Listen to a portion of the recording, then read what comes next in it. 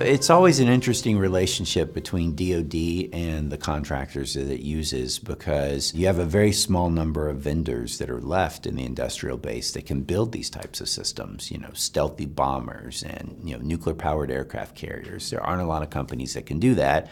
And for those major weapon systems, you have only one buyer. It's the Department of Defense. And even if there could be international orders, they have to go through DoD anyway. At the end of the day, they're mutually dependent on one another.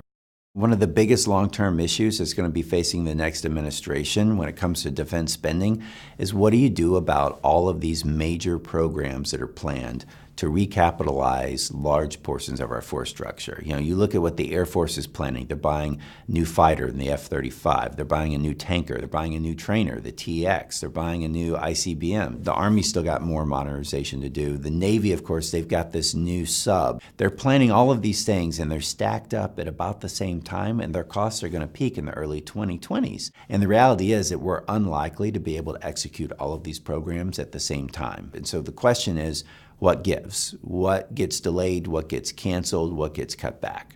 The F-35 is an unusual case. We should not have tried to push together three totally different aircraft requirements into one aircraft program. But with that said, here we are. I'm not confident that the F-35 can get to its full production rate that's currently planned. I think they're likely to have to scale that back, and that will have cost implications for the program. It'll cause unit costs to go up, and you can get into a cycle where the program grinds to a halt.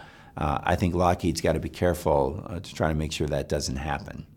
The Aerospace Security Project at CSIS is a new initiative that we started so we can focus specifically on the air and space domains. Looking at the future of military space systems is really interesting because we're at a point where many of our military satellite constellations are due for a follow-on program. And the question now is, maybe we need to have a totally different space architecture in the future.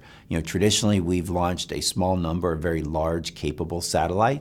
And what we're finding now is that presents a juicy target to our adversaries. And so I think we're at a point where we may see a major transition in our military space systems, where instead of launching small numbers of large satellites, we'll be launching large numbers of small satellites. That'll have profound implications for how we use space and the type of space industry that the department tries to tap into.